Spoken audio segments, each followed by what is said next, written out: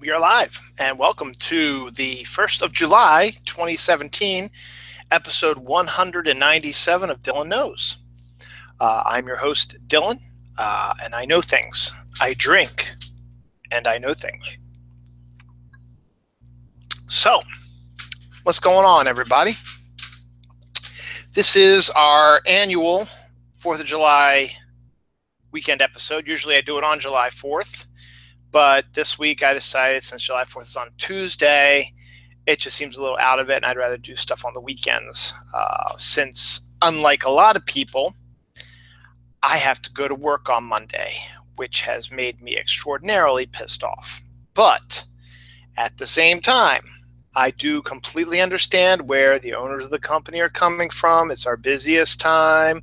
We're getting the Naval Academy pants in sometime next week, and we need to make sure everything's set, and there's no reason that we should give an extra day off because there's no reason for it, even though it's stupid to turn on the power, turn on the air, have it all, do all that stuff, and then shut it all off again on Tuesday, July 4th, and then turn it back on Wednesday. But that's just me. And they've given us 4-day weekends before. They give us a 4-day weekend every year with Thanksgiving. But, when Christmas and New Year's landed at a weird time, they gave us a 4-day weekend then. But I guess it's not as busy back then. But I'm not going to say anything else about that. It's pissed me off a little bit. So I have been seeing that a lot of people are actually working on Monday, and I think it's kind of bad.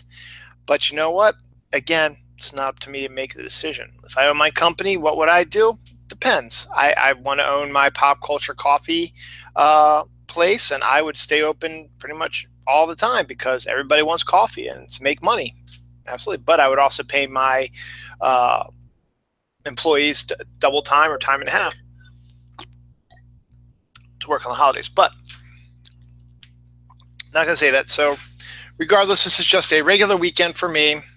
It's Saturday night, so I only have really one more day off, and then back to the grind for a day, and then I'm off, and then back to the grind for 2 days because I'm actually taking Friday off because I have to watch the kids, and also because Spider-Man Homecoming is coming out. But I'm probably going to see that on Thursday night, midnight show or something like that. So I'm excited for that. But we're not here to talk about all that. We're here to talk about, well, a whole bunch of stuff. I actually got 2 pages worth of stuff, a lot more than I thought I would. A lot of it is just, things I've discovered over the week or so since I did my last episode. Things that have come up, things that have crossed my mind, things to try to expand on my episode because right now I haven't worked out when Jerry Fletcher's coming back on the show. I have to talk to her to see when her schedule is open in July so we can finally do our long-awaited 1992 list show, top 10 list show. We've been teasing it for 2 months now, but due to circumstances, we were unable to do it, and hopefully we'll be able to do it this month. Also, I need to check in on my other co-host, MJ Khan. He lost his mother last month, a couple weeks ago. I think it would be bad of me to suggest that he comes on the show with him still mourning the loss of his mother. I might just see where his mind is. He might want to. If that's the case, then maybe next week's episode will be our reviews of Spider-Man. But at this moment, I'm not really expecting him to want to come on. And to be honest, I wouldn't blame him. Speaking of which, I know last week's episode was a bit more emotional. It was an emotional time last weekend. Our friend, Snarkalic friend Amy Figueroa passed away at the age of 31 on my birthday. And so we had a celebratory wake at our house last Saturday with some friends of ours, some of the Snarkalics on here. And I did my eulogy of her. Took an hour to eulogize her, but it made me feel better, and I think it made a lot of people feel better.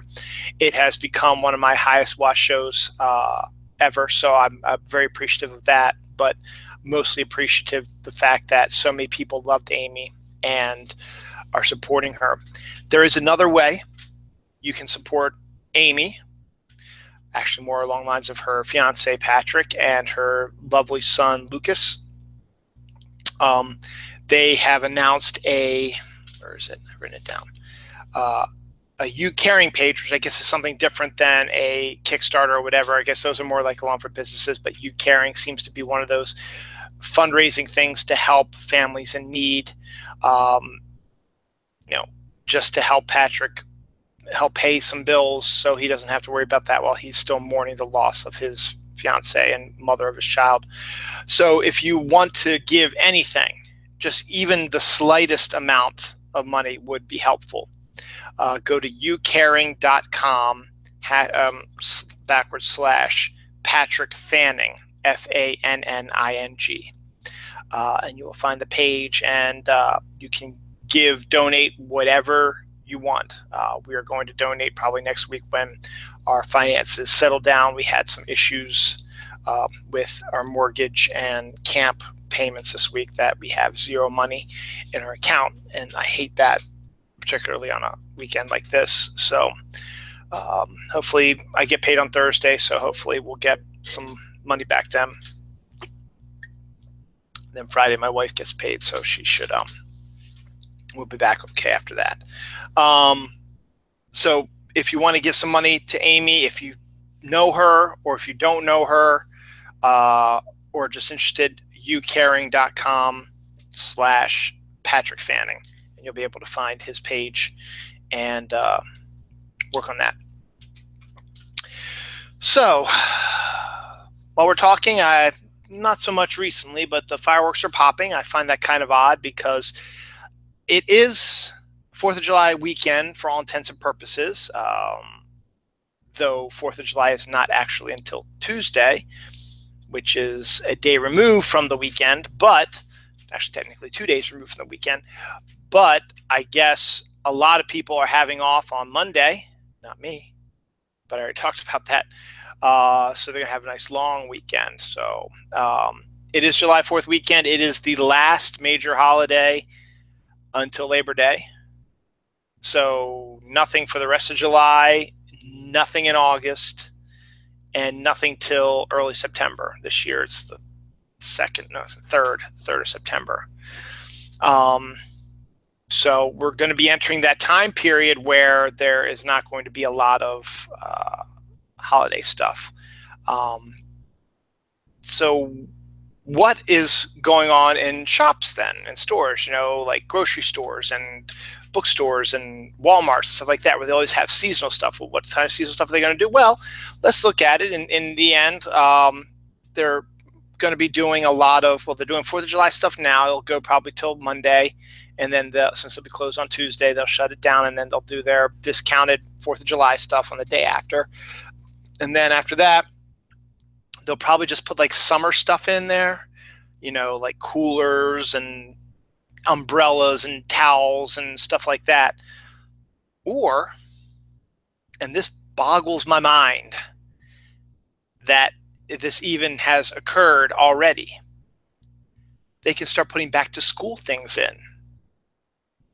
Now, before you're like, no, they would never do that.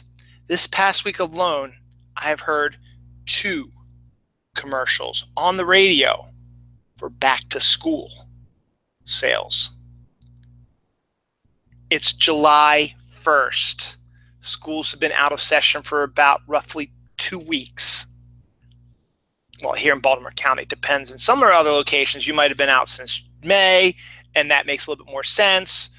Or June, early June, but still, okay, let me think back about this again. Okay, maybe here in Baltimore, where I am located, school is not going to start because of our damn governor until Labor Day, day after Labor Day. That's when school's going to start. Usually it started the last week of August, sometimes even, right around my son's birthday is when the first day of school is, which is August 25th. My son's birthday is August 25th. So somewhere around there, 23rd, 24th, 25th, school starts. And I've ranted about this before. I'm going to rant about this real quick. My damn governor did an executive order pushing schools to after Labor Day because he's afraid that the schools that don't have air conditioning are going to be too hot during the end of August, and to claim to have more family time. In reality, he's doing it as a favor to the mayor of Ocean City, Maryland, which is our our area where everybody goes on vacation, apparently in Maryland, or they're trying to get tourists to come. It's a city on the ocean. There's the ocean, the beach, there's miniature golf, there's hotels, there's restaurants, bars, boardwalk, stuff you expect. And he's like saying, we should keep, we should keep summer going until after Labor Day. That way more people can go to Ocean City. And that's bullshit, because that just makes me not want to go to Ocean City. Why should I go to Ocean City? They don't do anything for me. They don't pay my taxes. They don't keep my taxes low. They don't do anything for me. And yes, it may sound very Republican, what's in it for me, but you know what? I don't give a rat's ass what you all think out there. This is a big inconvenience, because now we have to pay for 2 extra weeks of camp, which is not inexpensive. As I said, I just used all my money for camp and mortgage this week because it's so expensive, because my wife and I both work. And we only have so many vacation days. I only have 15. I think my wife has 21, maybe more than that. I don't know.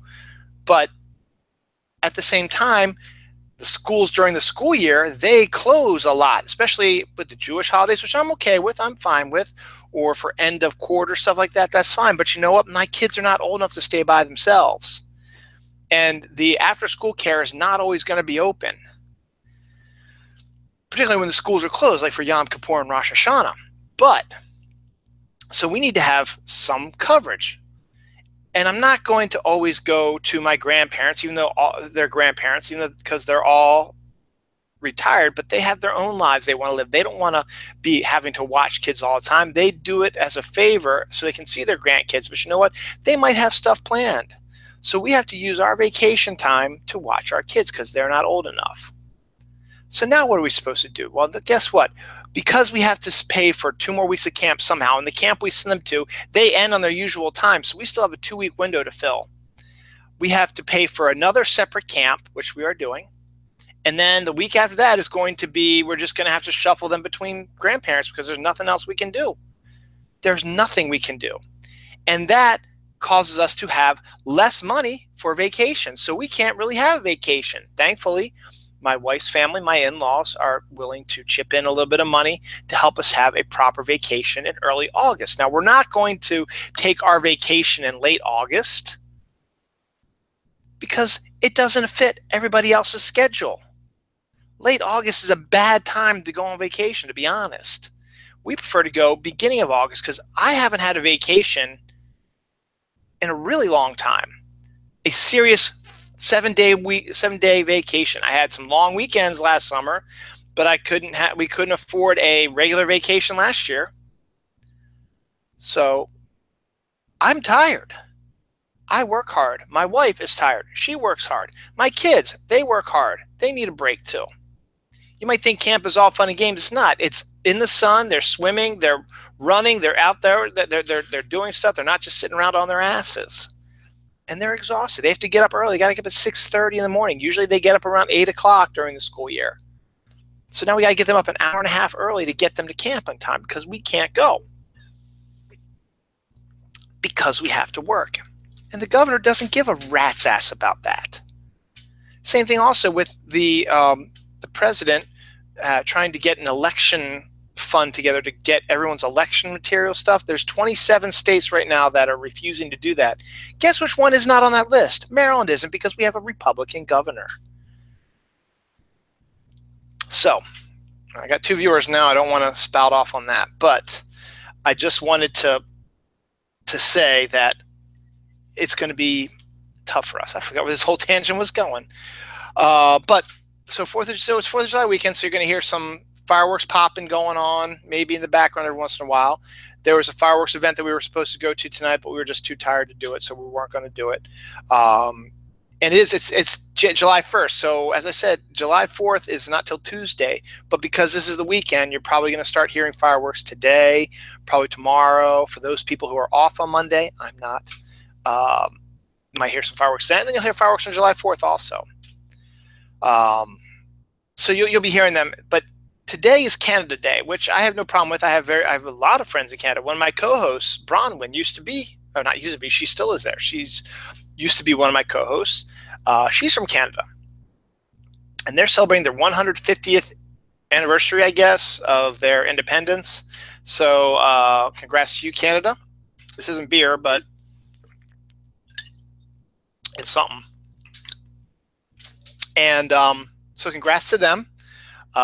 Canada's looking really good as of late due to certain things going on in our United States right now, but we're not going to talk about that right now. But because it is summer, let me just tell you a little something about what's going on around my area. There's some really neat stuff going on. As you guys know, I am a comic book fan, or if you don't know, if it's the first time you're watching, I love comic books. I'm a huge comic book fan. I have a massive collection that my wife shakes her head at every time she sees it. Takes up a lot of space in our basement. But my local comic book store is having a 3-day July 4th sale. Of course, it's only Friday, Saturday, and Sunday. It's not Monday or Tuesday. I think they're closed July 4th anyway. But they're having a really, really cool sale. Alternate Worlds, which was a place I used to go to, my old comic book store, way down away from here, about 20 minutes from here, which I go to occasionally. But to me, it's not the same. I really like my local comic store, and Alternate Worlds used to be my local comic store.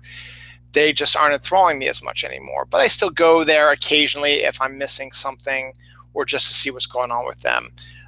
Or if I'm down that way, it's way, about, let's say 20, 25 minutes from here. They've got some sales because I follow them on Twitter as well. They got some sales going on this weekend as well.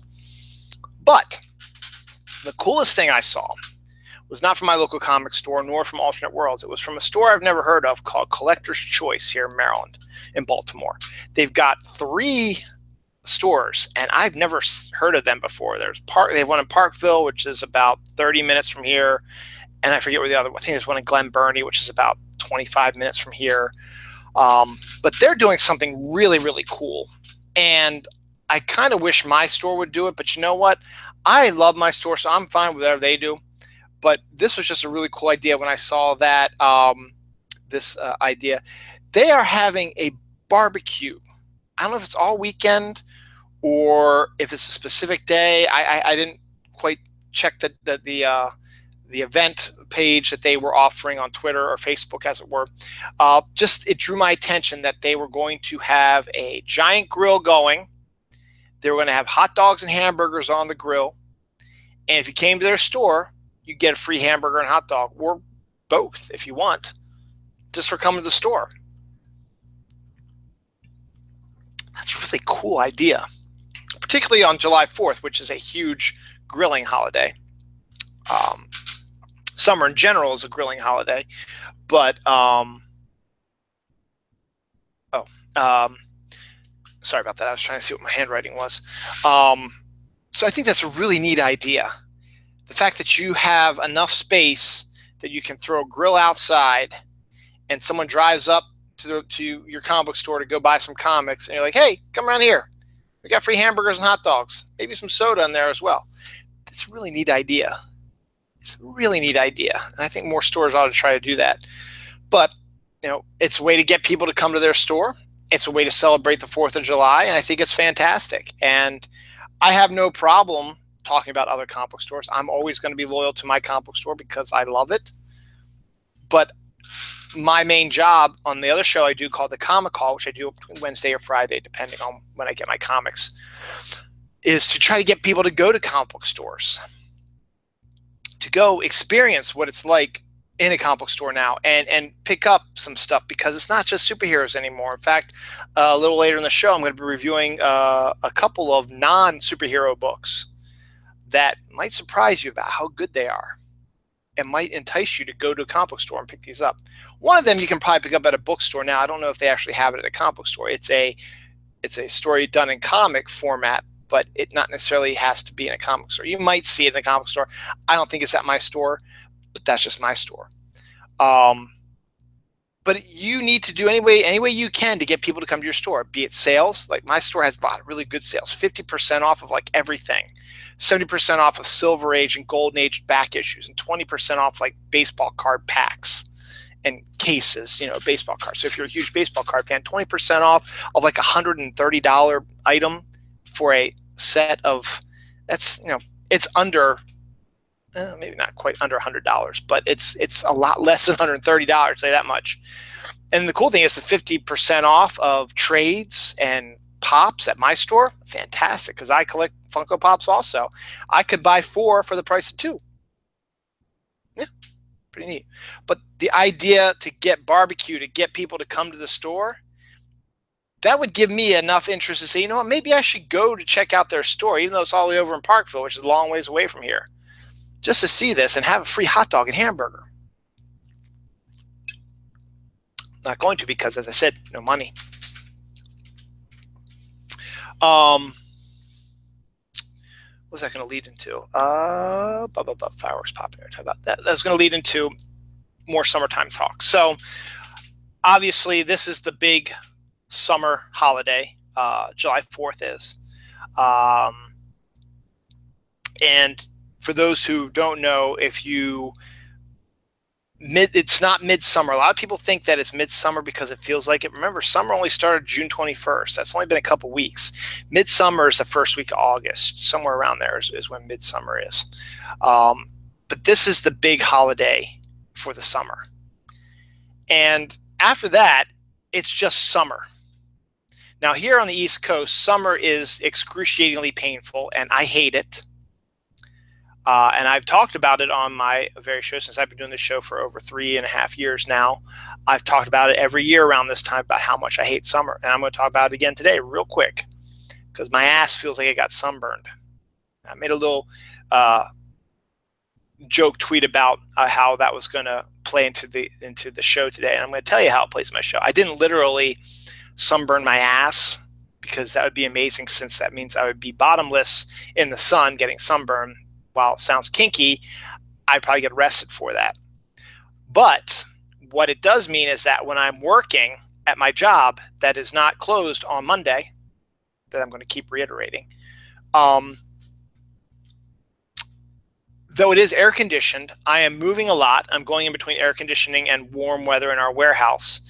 And the fact is, it's a giant company, and the majority of the air conditioning stays on one side, so we barely get any of the air conditioning on the side that I usually work on.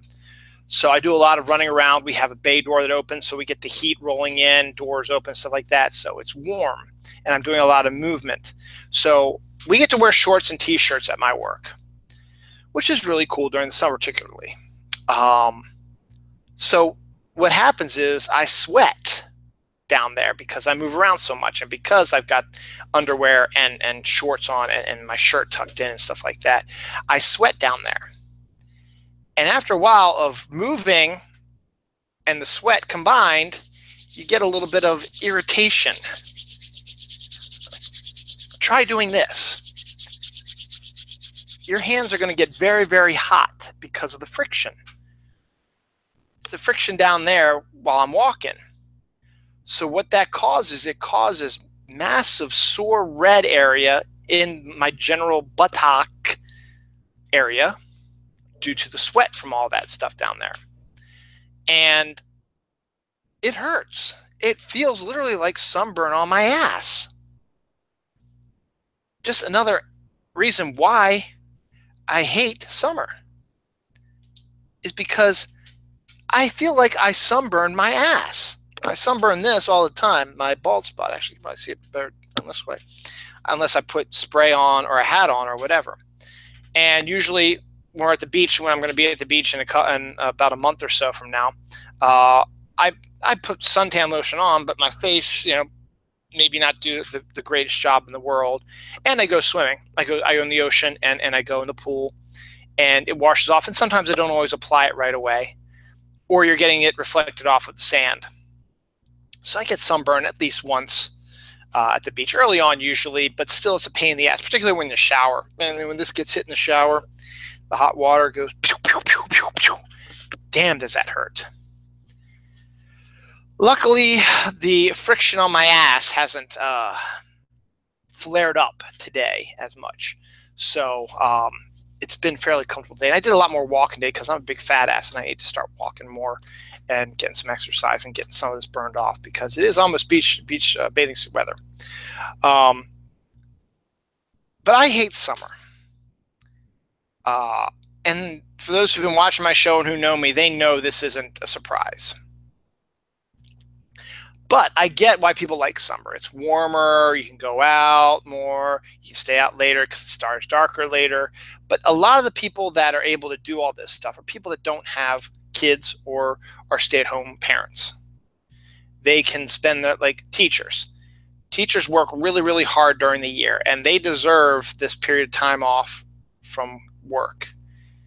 But what that usually means is if they have their own kids, they're teaching their kids.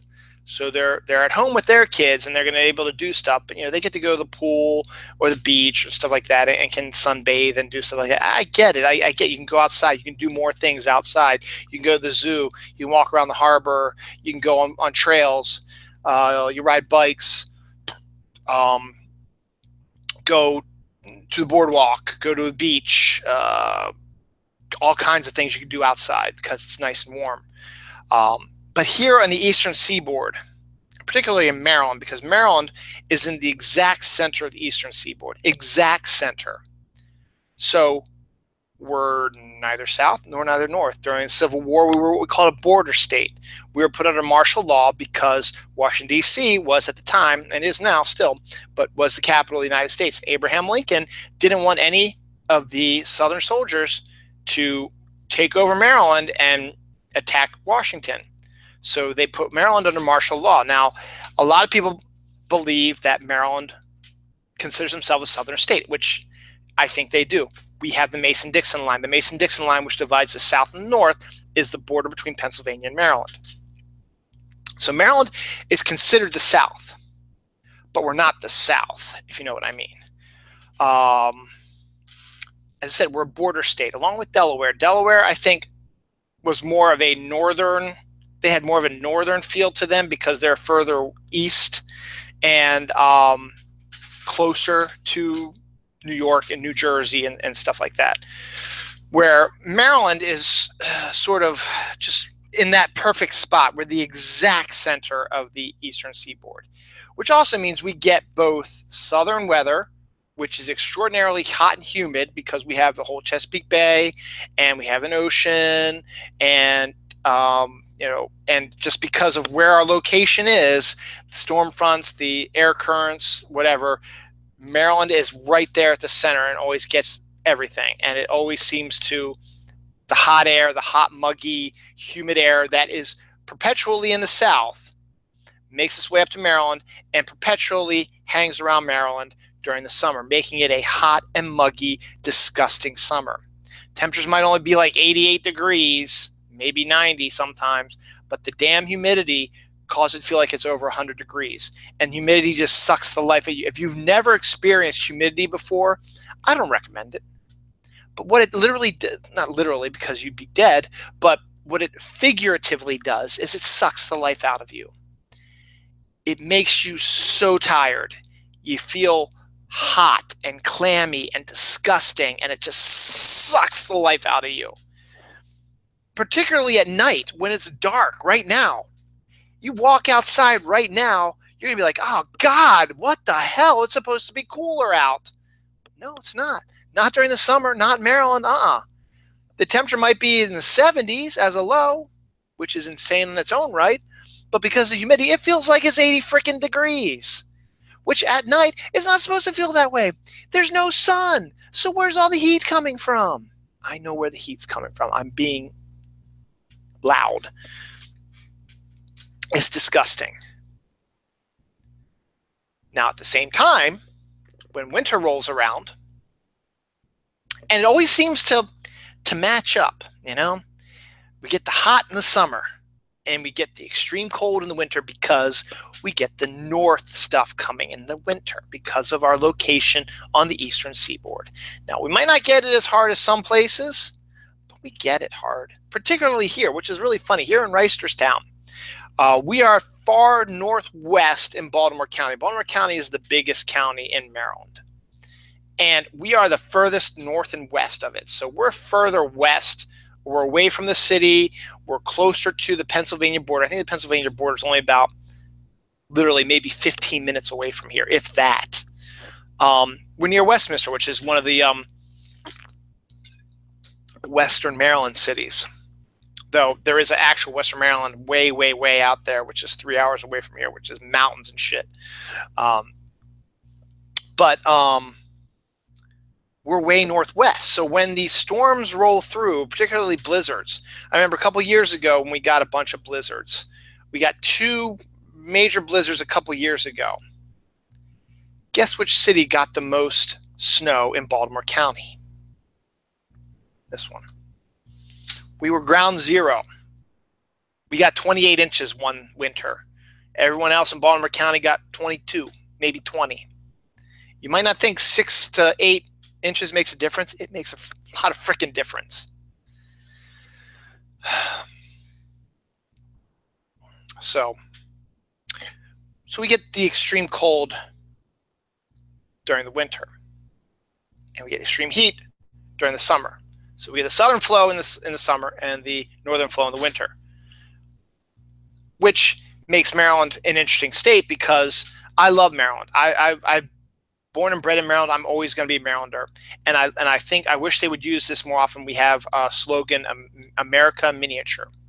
We have oceans, we have plains, we have farms, we have mountains, we have big cities, we have smaller cities. Basically, we have everything that America has, except for a desert. We don't have a desert, but we got everything else. We got mountains. We do. We got some nice mountains. We're part of the Appalachian Trail. Got the Appalachian Mountains, buddy. It's a mountain. That's the big mountains on the East Coast, man. We got them. We got rivers. We got waterfalls. We got lakes. We got streams. We got oceans. We got bays. We got harbors. We got big cities. We got lots of farm. There's a lot of farm around here. You could go 5 minutes this way, 5 minutes that way, surrounded by farms. It's really kind of cool, actually. The guy who owns Under Armour, his farm is about 5 minutes from my house, maybe 10 minutes. No, about 5 minutes, 5 minutes from my house. One of my Pokemon lost. So we're going to talk about Pokemon in a second. So my whole point about this is I'm getting ready to talk about July 4th is the big summer holiday. And once it's over, we just have summer. And I remember I was going off on one tangent, and I'm going to make my way back around to that in a second. Actually, I get around to it now. I'm sorry, my one viewer, my scatterbrain. I'll get back. I just remembered one thought I had. So I can connect this. So 4th of July, after 4th of July, okay, what is going to go into Walmarts and Targets, their seasonal sections, grocery stores, As I said, a lot of it might be summer-related stuff, umbrellas, beach stuff like that, because that's what the rest of summer is going to be, is vacation. That's what summer is around here. It's vacation time. So a lot of the seasonal places that are all 4th of July oriented right now, decorations and plates and napkins and all kinds of stuff that you go to any Walmart or Target or grocery store or bookstore, whatever not bookstore, but Reads and Readings, which is a bookstore / party store type of thing, will be all about the 4th of July. But once 4th of July passes, as I said, what do you got? You got summer. You got summer stuff. But as I said before, I went on a wholly different tangent. I heard on the radio this past week 2 radio commercials for back-to-school sales. Back to school. It was 2 weeks. Oh, that's what it was. I went on a tangent about our stupid governor. 2 weeks ago, school ended for the year. Teachers have just settled into their, I can start to relax now a little bit. Got all the stress of school off me. 2 back-to-school commercials. Sales are coming up already. Now, as I said, there are some states out there who their last day of school might be beginning in May. end of May or beginning of June, which is fine. Ours was mid-June. And they might go back in August, early August, mid-August, whatever. I think Colorado is one of those where their last day of school is like in May and they go back in August. Because I think the weather is a little bit different out in Colorado, where they need to utilize the summer so they can go in August and not have to worry about getting snowed out when it gets really, really cold and really, really snowy in the winter. So if they have issues about schools closing, they've already got most of their schooling done for the year. But here in Maryland, anyway, we don't go back to school till Labor Day, which is the next big holiday after 4th of July. That's not till September. We still got a ton. It's 2 months away. Hold on. Yeah, July 1st, August 1st, September 1st. That's 61 days. No, there's 31 in July also. It's 63 days away. And that's July 1st. That's September 1st. So Labor Day is like the 3rd. So it's 63, like 65 days away. 65 days until school starts again. And we're already hearing back to school sale commercials. And I'm not the only one. I heard those on the radio. Jen M's the one who's watching. You keep ranting and rolling. Yes, I do, Jen, and that's what I do. And they were literally back to school, and I wasn't the only one who heard these. Other people at my work heard them. And then on Twitter, one of my friends on Twitter or Facebook, one or the other, they're like, yeah, I just heard a back to school sale for a different, the other two, I knew it was a third one. I hadn't heard that one, but it was a third one. So there were at least 3 companies 2 weeks removed from the last day of school already talking about back to school sales, even though school doesn't start now, thanks to our stupid governor, till 65 days from now, roughly. 65 days. That's a long time. Yes, it's July 1st, but you know what?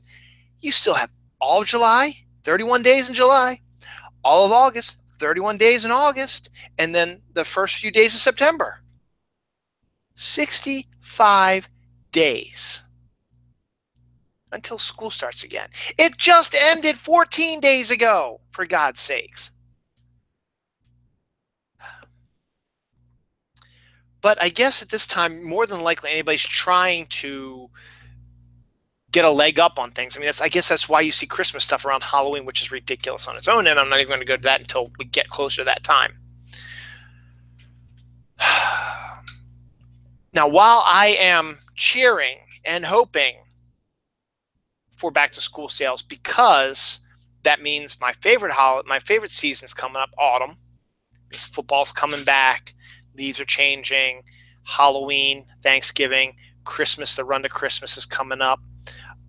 The sign that back to school sales has always been a way that flip that switch that says autumn's coming.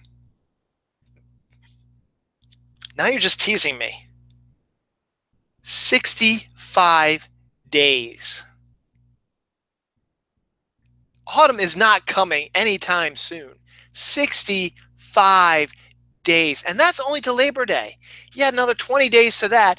It's 80-some days until autumn. 65 days till school starts here in Maryland.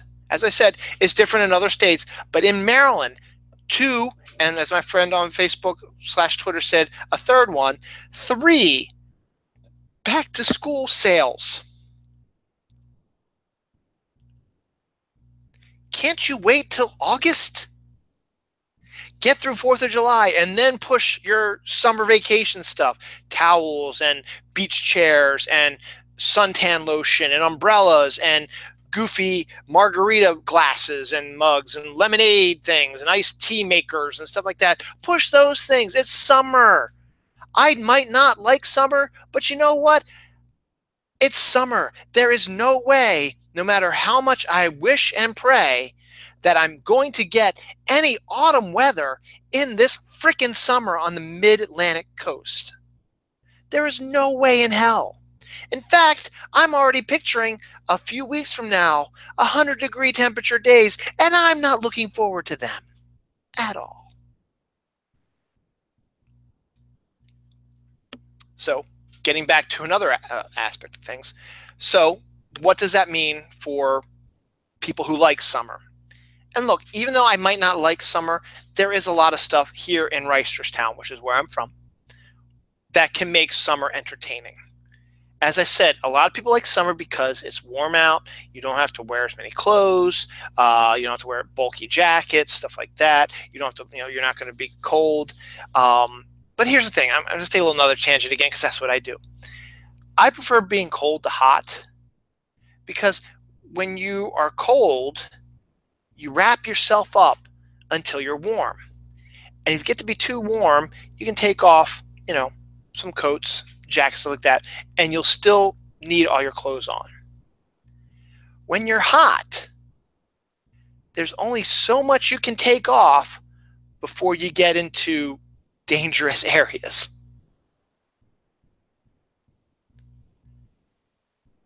Because when you're hot, you don't want anything on, but you can't parade at your job or on the road, despite what some people do out there, in your birthday suit, as it were. Now, at home, maybe you can, but I don't particularly want to parade around naked in front of my kids. I don't think they want to see that either. Now, my kids weren't here, and it was just me and my wife. That's a different story, but that's a different story.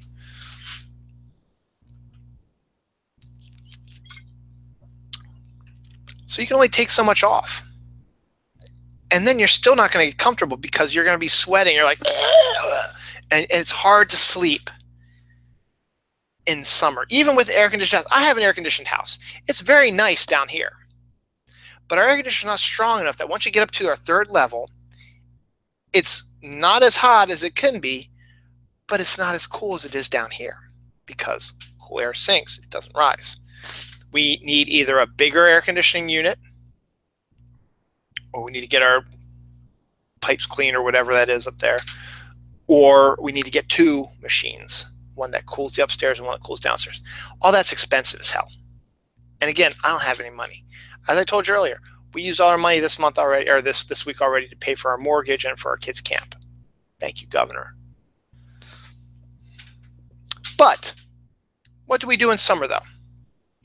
In summer, here in Reisterstown, we got some cool stuff going on. We have something called Music on Main Street.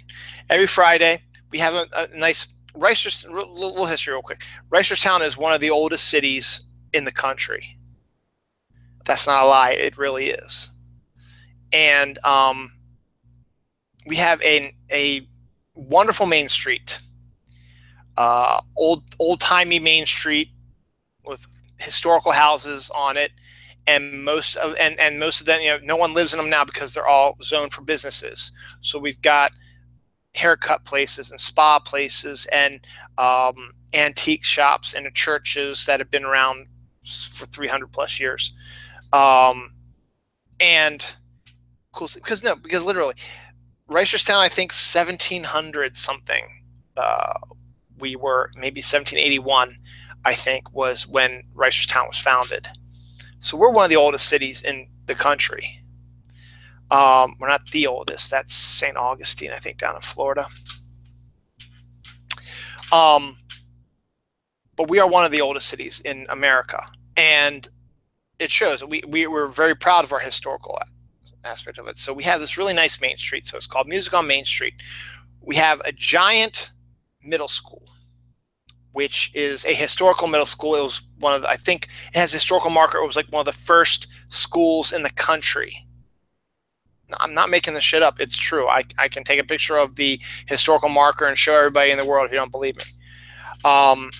It's been renovated a million times over, of course, obviously, but it's huge. And usually, they got a big yard in the front, and that connects to the Main Street. The Main Street's here, and then there's the sidewalk, then the yard, then the school.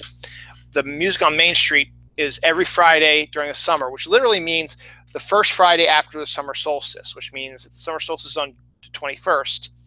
And like this year, the 21st was on a Wednesday. The 23rd would be the first concert. Now, last year they made a change. They did a surprise concert on Memorial Day, and it went over really well that they're doing that now normally. So they do a Memorial Day concert. They take a couple weeks off, and then they start their season the literal first Friday after the first day of summer. When summer solstice falls on Friday in a couple years, the first concert will be on that day. But it will never be on my birthday, because usually it's unless everything falls into place. My birthday is the summer solstice, which it is every 4 years, and it falls on a Friday, then it would be. But to be honest, I don't see that happening anytime soon. Because, let me think about this a second. So the next leap year is 2020. My birthday is on a Tuesday.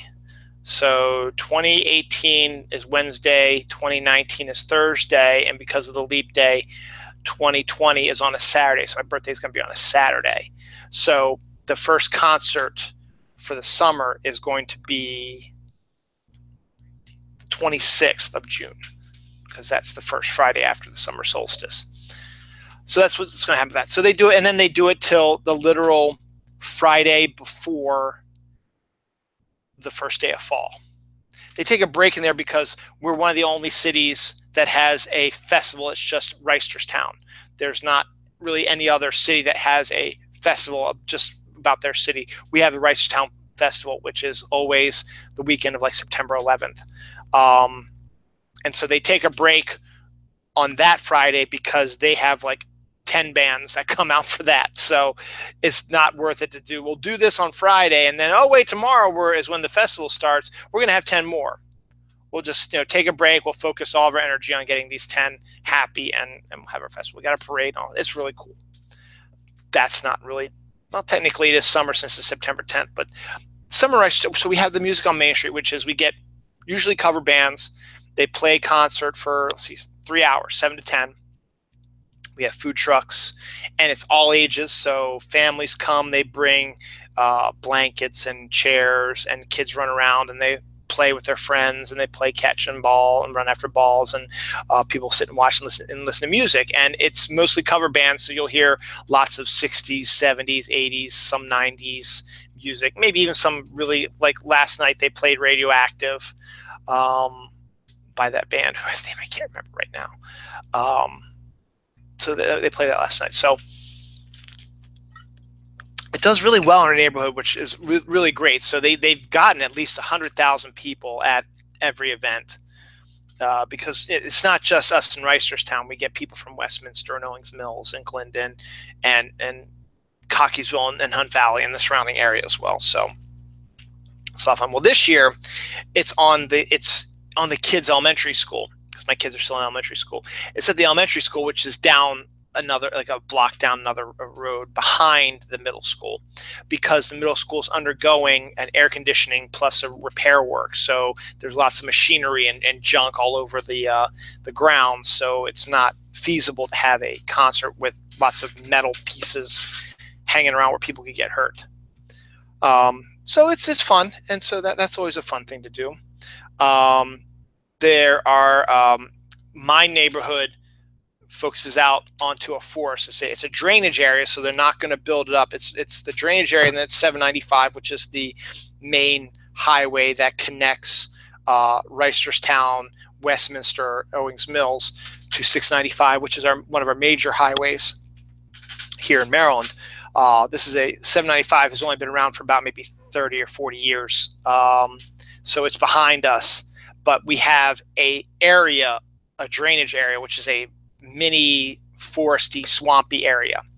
We have lots of frogs. We've got lots of wildlife in general, but frogs galore. You can step out on my balcony, which overlooks this swampy, foresty area, and your ears will be assaulted by the cacophony of frogs copulating, which is what Heather Stardust said last weekend when she heard it. But it's basically what it is. It's the frogs all making the chirpy noises, and when you get a lot of them making the chirpy noises, it fills your head and makes you go blah. It's really cool though, but it's so loud. And then since they're there, a lot of the times also they hop around and like that. The other day when I was taking some trash out to our common area, there was a big fat frog just sitting by the trash, this big. He was just sitting there chilling. I was like, what's up, yo? A few weeks back, there was a little guy who was actually literally sticking to our door. He had the sticky hands on. I was like, what's going on? He wasn't big and fat. He was small, but we have that. We have a farmer's market. We've just started that a couple years ago. It's not as big as some of the other farmers markets in the area, but we're trying to expand a bit more. So, that goes from June 1st to October. So that's always fun. It's only on Sunday for like 5 hours. So it's small. It's good stuff because there's lots of farms around the area as well. There's lots of lightning bugs also. If you went outside also and looked out on my deck right now without turning any lights on, you would just see just the glows, and it's so cool to see those glows. So it's really neat to see the lightning bugs as well. We have a local place called The Cow. I've talked about this before. Imagine Dragons. Thank you, Jen. That's right, it is. I've talked about The Cow before. The Cow is like a Rita's, but it's locally owned. And personally, I think it's better than Rita's because it has a much wider variety of Italian ices and gelatis, which is vanilla ice cream or chocolate ice cream mixed with the Italian ice. And it's delicious. They also have tons of sundaes and concrete, which is sort of like not the frosty, but what Dairy Queen does with the thick shake thing. They have one of those also. So you get a lot of really a good wide variety of things you can get at The Cow, and it's huge here in Reisterstown. You could be coming back from an event like an Oriole game or out at a friend's house or something like that. It's like 10 o'clock, 10:30 at night, and you're just driving down Main Street, and for the most part, Main Street's dead around that time. But you get close to The Cow, 10 o'clock, 10:30 at night on a balmy, steamy, humid summer night, and there's freaking lines out from The Cow out into almost a street of people waiting to get their Italian ices. And they don't have a shop where you can go inside to sit, but they've got an outdoor area in the front and outdoor area in the back. So there's plenty of places you can go. And a lot of people, you go there or you can cross the street. There's some park benches and stuff like that. You can go sit around the whole whatever, or you walk back home with it, or you drive home. You get it, you get in your car and you drive back to your house where you have it. It's up to you. It's whatever you want to do. But The Cow is a huge thing. And the rate was great about The Cow is they open from like March 1st till Christmas, and then they're closed from Christmas till like March 1st. So but it's cool that they stay open. Granted, they might not be open every night once you get into the fall and winter, because not a lot of people are going to want ice cream. But here in Maryland, as I said, sometimes you get some of those balmy fall days, and ice cream might sound really, really good, or it's just a really nice day and you want to get some ice cream or Italian ice. You can totally do that. We still get ice cream up till probably about October usually, but then they also switch over. They do hot chocolate and stuff like that when you get closer to the colder days, and they're not open all the time or as late during the winter because they just don't have the traffic, and it makes a lot of sense. It makes a lot of business sense. Now I've talked about also, my plan is I want to open a coffee shop on Main Street. I have the building already picked out. I just need to get the money and learn how to run a business and do all that stuff. But it would be right near The Cow, so I would be a part of the Main Street feeling, and it's really cool. And also because of the neighborhood we live in, it's very walkable. So if you just want to take a walk with the family, we have a historical graveyard which has gravestones from the 1700s in it, including the founders of Reisterstown and Owings Mills, who are buried in that cemetery. We've got just really nice field to walk through, nice sidewalks. The Main Street itself is a really nice place to walk back and forth with. And last year, July 6th, actually, was the introduction of Pokemon Go. I think next week, if I'm not doing my show with Jerry or MJ, I will probably be doing a Pokemon Go show for their 1-year anniversary, because I play Pokemon Go and I'm still a proud player of it. So does Dawn. My kids really enjoy it as well. So we've been players since we started in July. We've been there since the beginning, and we're still there. But particularly, because of where our neighborhood is, we can walk around, and there's lots of Pokestops and gyms that are a major part of Pokemon, and lots of Pokemon that pop up on our walks. So we take walks at night, the four of us having our family time together, not watching TV, not looking at tablets, anything like that. Well, we're looking at cell phones, but we're playing a game, but we're all together. And then sometimes we go to the cow afterwards, and sometimes our battery starts to die, we shut it down, and we just hang out and be together. But it's a lot of fun, and it's been really cool. The Pokemon Go people have started something called raids, where you get these really powerful Pokemon take over the gyms, and you have about an hour to take them down before they disappear. And then if you take them down, you get to try to catch them, which is a really cool way to bulk up your Pokédex. And also, what the makers of Pokemon Go want to do, they want to make it more of a social event. So they do these more powerful ones that you need to work together with other Pokemon players. Like today is a good example. There was a really good one at our local firehouse. So we went up there, and all of a sudden, 6 guys, 5 guys and a gal, showed up.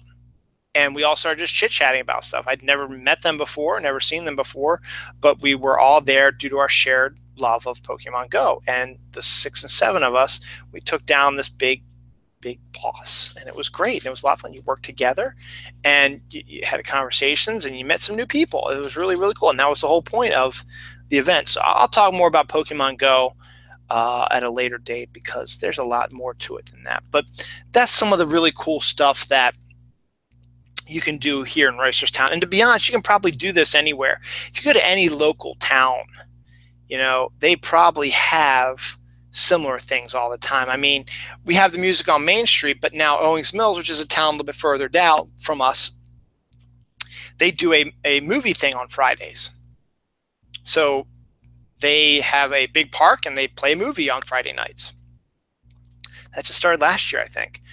And then you go the other way, Hunt Valley, which is about 25 minutes from here. They've started a Friday night concert event, which is really cool for them too. And so you find these communities, and you get involved in the communities, and it makes your summer tolerable. I hate my summer, but these events make it tolerable. So that's all I have to say about that.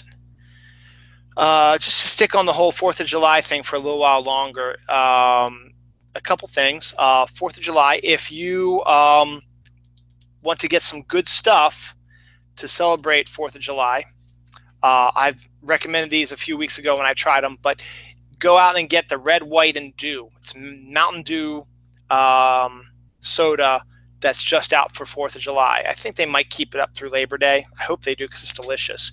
They mix the Code Red, the Mountain Dew White they have, and there's a Mountain Dew like blue that they have. They mix it all together into one soda, and it's absolutely delicious. It really is. If you like Mountain Dew, it's fantastic. It's fantastic. So I highly recommend go get the Red, White, and Dew. Also get the Firework Oreo, or also that has the popping candy, Pop Rock candy in the the cream, the white cream in between your Oreo cookie. It's so great. You bite into it, you chow down on the cookie, and then you start feeling the pops. It's really, really cool. So fireworks, Firework Oreos, Red, White, and Dew. I'm going to go get some probably tomorrow, because I got to get some groceries tomorrow. I'm going to get some of that to celebrate for the upcoming holiday. Now, what you should not get, is, and of course you really can't get this because it's more of a local potato chip, but Utz potato chips. And you might be able to get them in the East Coast. I don't know if you can get them out west. But Utz potato chips are made in Baltimore, or in the Maryland, not in Baltimore, made in Maryland. And this year they came up with 3 summer-oriented ones. Grilled hot dog, cheeseburger, potato chip, and sweet corn potato chip. I haven't tried the sweet corn yet.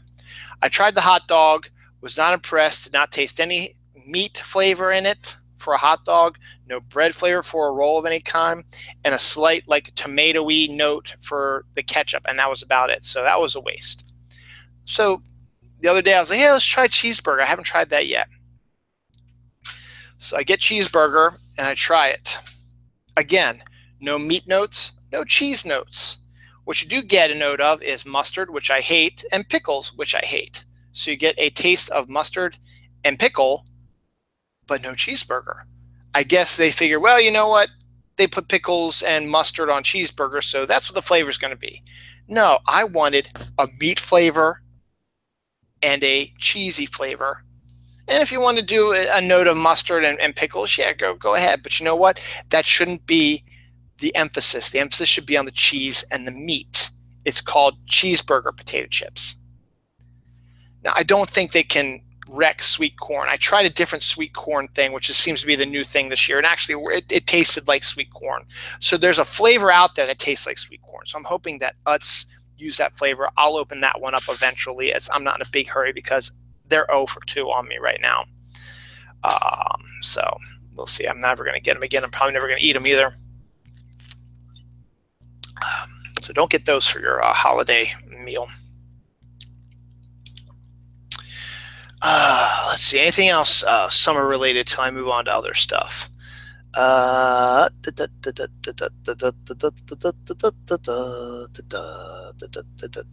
think anything on this side. And I did Canada Day already. One more added thing to Canada Day, since today is Canada Day. One more added thing. I've only been to Canada once, when I was 18, and it was part of a family vacation. My dad has been married 3 times. He married my mom first, obviously, was with her for 18 years, had me and my sister. They got divorced. My mom got remarried. Well, actually, that comes out a little bit further. My mom started dating a younger guy, and my dad married my first stepmom, who didn't have any kids, and they only stayed married for about 6 or 7 years. But her friend, one of her best friends, was a travel agent, and she liked to travel a lot. So my dad and my stepmom, the second, or the first, my stepmom, the first, they like to travel. So they would get deals from her travel agent friend. So they would go all over the place, all over the country, all over the world, and do some really cool stuff. But occasionally my dad said, "Hey, why don't we take the kids along with us?" Occasionally, my stepmom one who liked us, she's like, "Yeah, that'd be a really cool idea." I said she didn't have any kids on her own, so she didn't really have any grasp of what it was like to have a kid. And then she has 2 grown kids thrown at her. She did good for what it was, but we once took a trip. We flew to Seattle. Spent time in Seattle. We drove from Seattle up to Vancouver, British Columbia, which at the time you really didn't need a passport. You need a passport now to go to Canada, but you didn't need one then. There was just you'd have to go through the border, and they would check your stuff. And sorry, I got a scratch down here. Would check your stuff, and then they'd follow you through. So into Vancouver, the one thing I remember most about Vancouver is we went to like a McDonald's because I had to go to the bathroom.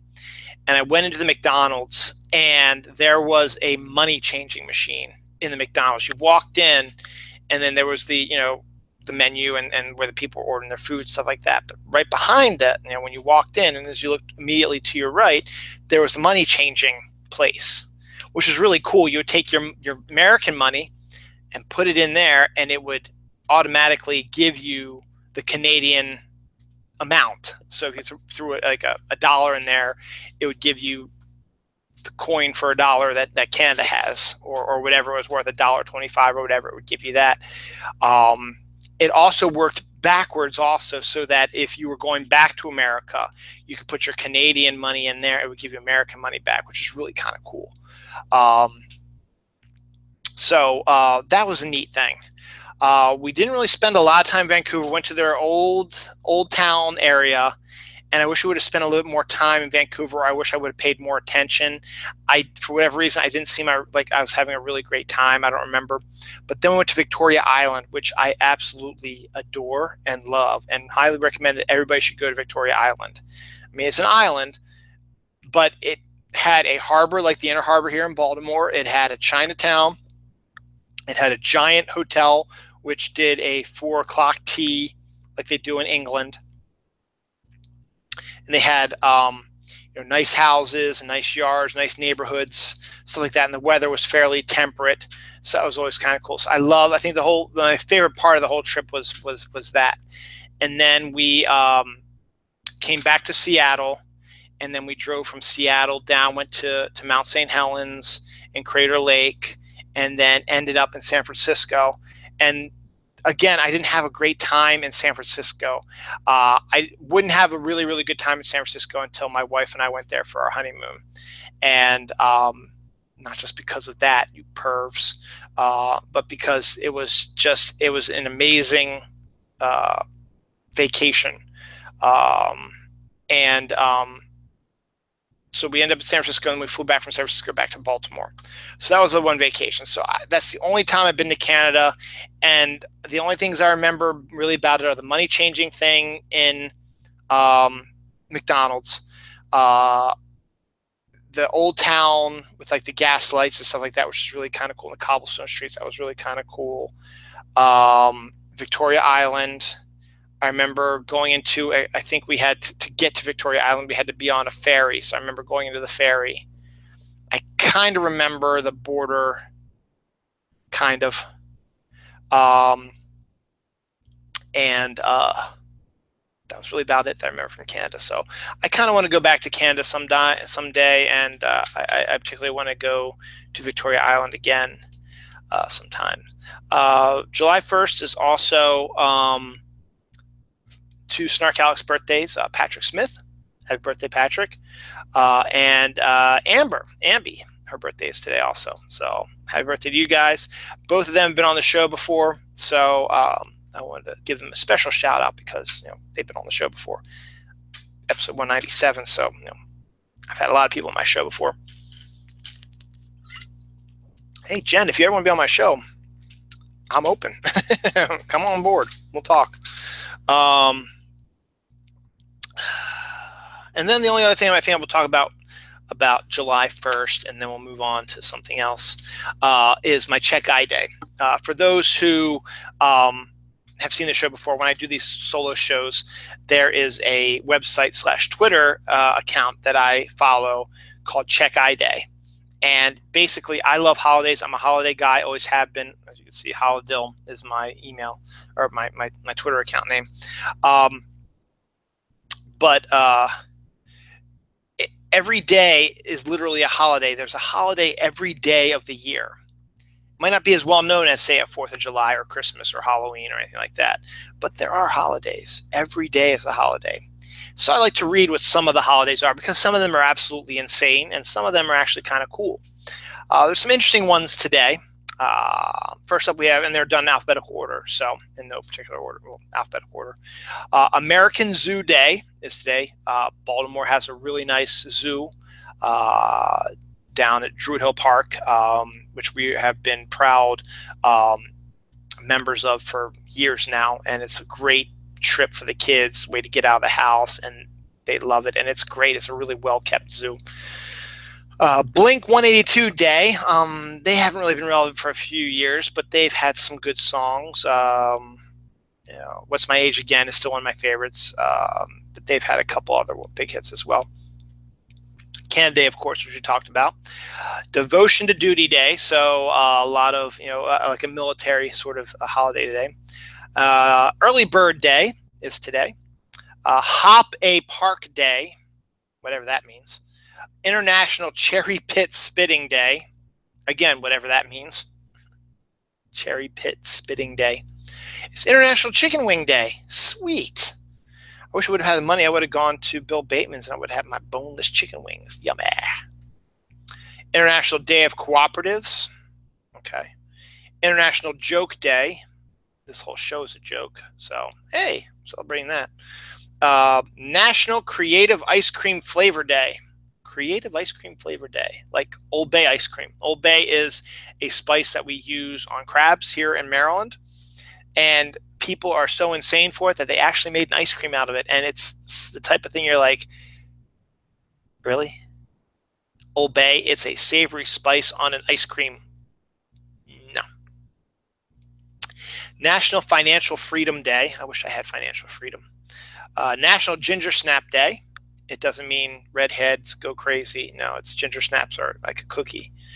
National Postal Workers Day. You gotta give your postal workers a shutout because they're still working. despite the fact that, most people get stuff through email, stuff like that, but you still get your mail and they still come through, and you still need them too.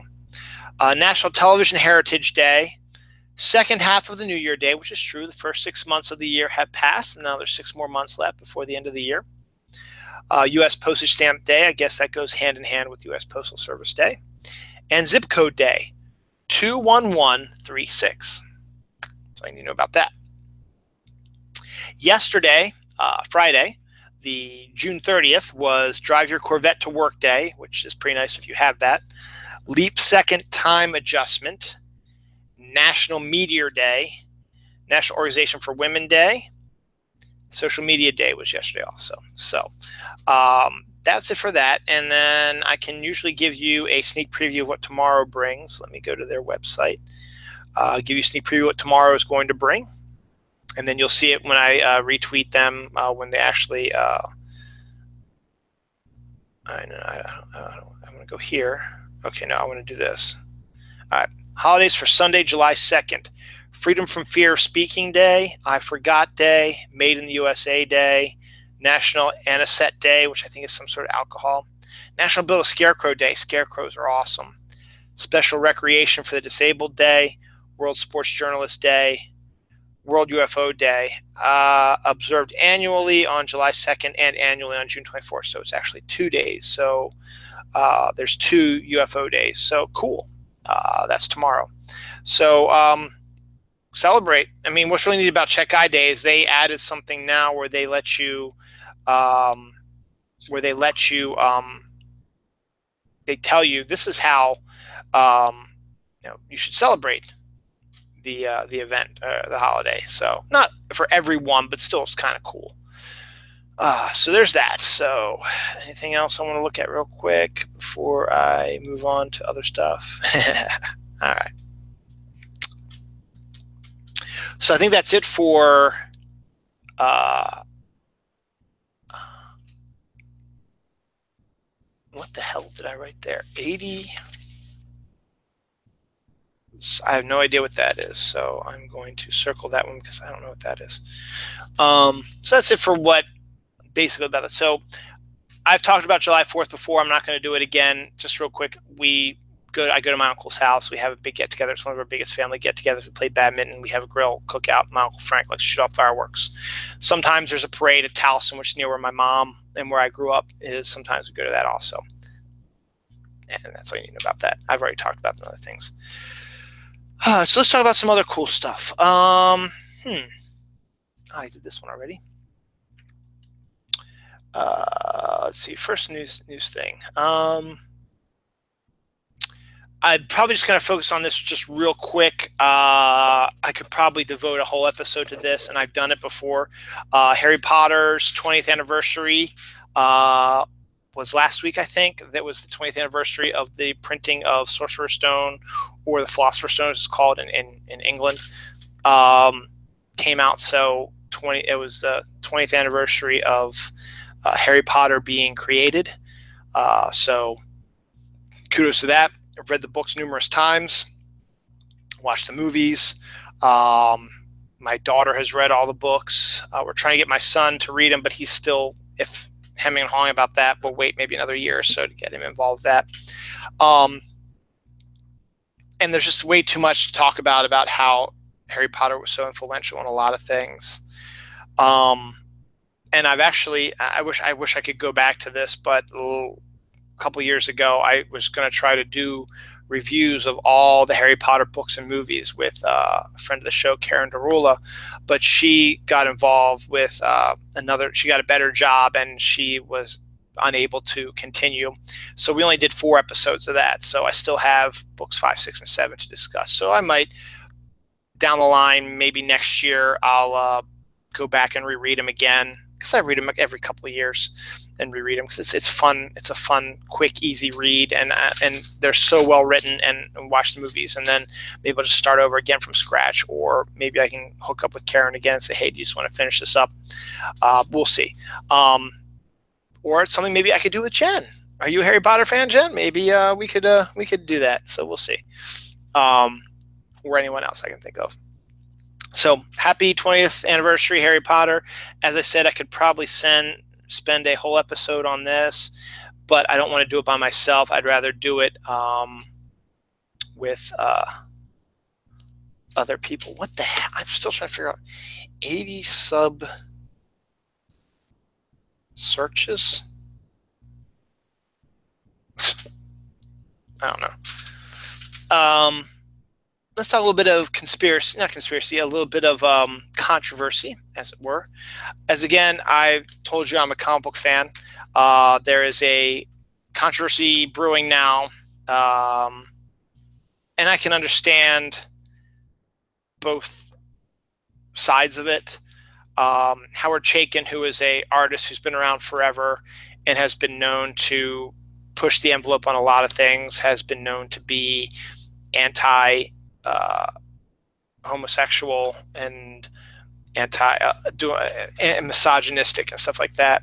He has a new series that's coming out from Image. I'm not going to name it because I can't honestly remember the name of it, which is basically about a second civil war that hits the United States. And the controversy came from when Previews, which is the catalog that comic book store owners use to order their books 2 months in advance, because you need to get your orders in advance so you know where your budget is in 2 months and stuff like that. This gives you full details of what the story is going to be, should you order more or less, whatever. I know all about Previews magazine because I've actually worked on it. One of my old jobs was at Diamond, and I used to work on the catalog, so I know it well. But Image Comics, they are going to be producing this Howard Chaykin book about the Second Civil War. And so they were showing covers for the third issue, which is going to come out, let's see, September. And it features I guess it was a Muslim being hung in a noose with his genitals, blood all tore up down there, and there's like a racist thing on his shirt. And so he's Muslim because he's got the darker skin, and everyone is going apeshit over the visual. And I can understand it. It's a very graphic. It's very, a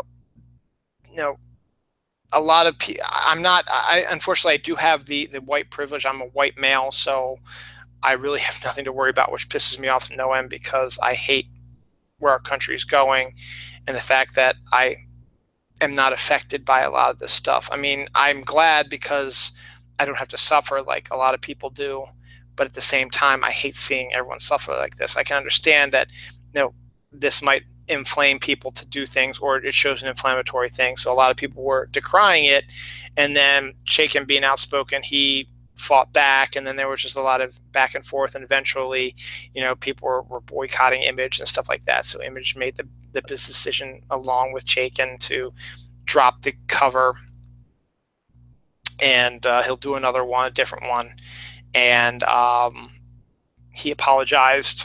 I don't know how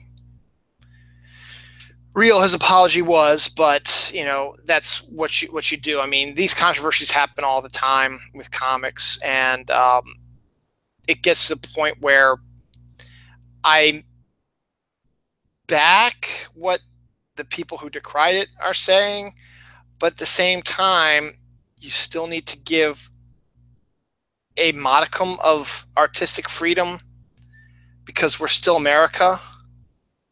Now, maybe, and as I said, maybe I shouldn't stir this can of worms. I don't want to get inflamed at, because a lot of my friends were the ones who were decrying this, and I don't like it. I don't want to see that cover. I don't like to see that on a cover of a book. But if it's part of the storyline, which I think it is, I guess you could keep it on the inside of the book, but you kind of knew what you're getting when you dealt with Chaykin. I don't know. I really don't want to go much more into that, but needless to say, it doesn't matter. The cover's not going to get printed, and Chaykin has apologized. If he truly meant it, who knows? But there have been lots of issues lately in the comic world. There was one a few months back, a Muslim artist sneaking in racial stuff into his comics and the X-Men, and that got a lot of people going, got him fired, and pretty much got him blackballed. He's never going to work in the industry again. And then there have been some artists who have drawn women in, particularly erotic sort of positions, and that's gotten decried also, which I can understand. Again, it upsets people, and there's no reason to do it except for titillation. I understand. But somewhere in the back of my head, it's just like sometimes, there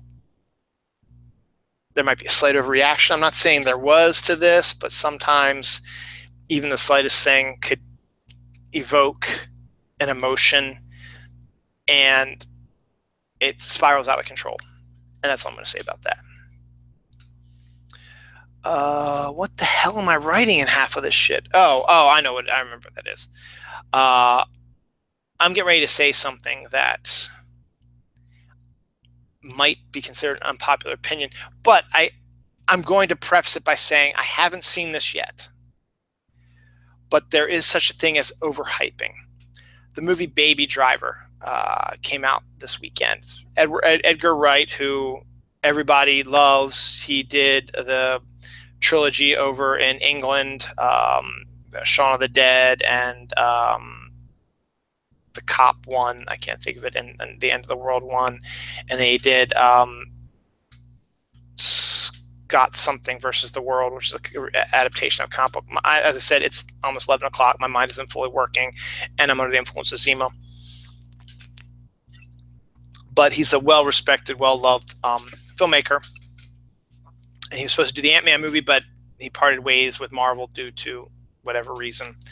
So he's made this movie Baby Driver.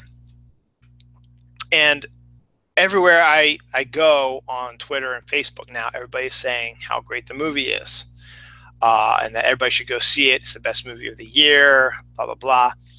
And as I said, it very well could be. From what I've been reading and what I'm hearing, it just seems like it's the type of movie that just going to seem sort of to me. But everyone in the world seems to be raving about the movie, which it's not a bad thing. I mean, it's good. Edgar is considered more of a small-time director. His movies don't make a lot of money, but they're very well done, and the film people really, really like them. It made $6 million this weekend, which is high for him. So word of mouth is getting out there, and a lot of people are saying it should be nominated, stuff like that. And then, I read the description of the movie, and it's about criminals. Much same as I find Pulp Fiction to be highly overrated. I saw Pulp Fiction, so I came to that determination on my own. I thought it was overrated. I don't think it was as great as everybody thinks it was. But this movie is also about criminals. Though people yelled at me and said, well, no, it's actually a love story between, Baby and his girlfriend. But reading the reviews and the storylines about it, it's about a guy who drives a getaway car for bank heists. So they're criminals, and there's violence and gun shooting and all kinds of stuff. And it could be a great movie, don't get me wrong. To me, it just sounds meh to me. One of my friends, Will Fish, he saw it. He gave it 7 out of 10, which to me seems a reasonable grade.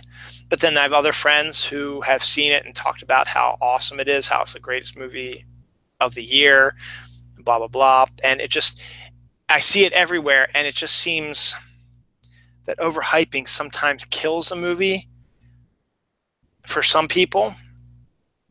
And to me, it feels like that it's sort of killing it for me, because the more raves I see about it and how it's so great, the more and then the more things I read about, I was like, okay, it just doesn't sound interesting to me. That's just me, though. But everywhere I go, it's Baby Driver this, Baby Driver that. So, I mean, go see it on your own, make your own determination. It very well could be a fantastic movie, but sometimes overhyping can hurt it, can hurt a film, and that's just my opinion.